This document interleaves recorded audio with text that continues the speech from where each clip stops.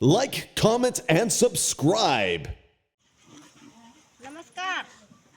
मी रताळ आमच्या शेतामध्ये लावत आहे. माझ्या रताळाची शेती तयार आहे. माझ्या चॅनलचे नाव माझं माहेर सोन्याळी. मी चालू करते, तुम्हाला शेतीतले रताळ लावते मी दाखवते. चला.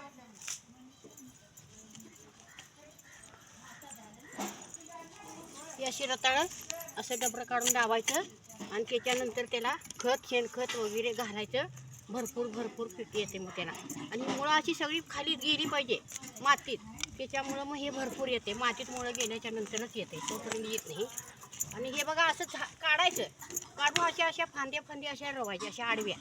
त्याच्यानंतर ती मुळं आत मातीत जाते चांगली. आणि माती पण चांगली करायला लागते त्याला. खुसखुशीत माती करली की मोठी रताळं धरतात बघा. आणि ही आमची शेती वर्षाला मी इथं रताळ लावतो. एका आळ्याला 1-1 किलो 2-2 किलो रताळ भरतात. आणि हे आमचं सगळं परडा आहे. इथं आधुनिक पद्धतीचं पीक घेतो मी.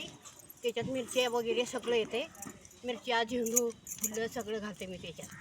आणि आता आम्ही दिडका घातला आणि रताळीपर्यंत दिडका निघतोय.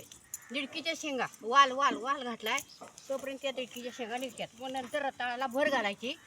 भर घातल्याच्या नंतर पुढं अगोदर लागवड घालायची सेंद्रिय खताची. लागवड घातल्याच्या नंतर मग हे येणार बघा. अरे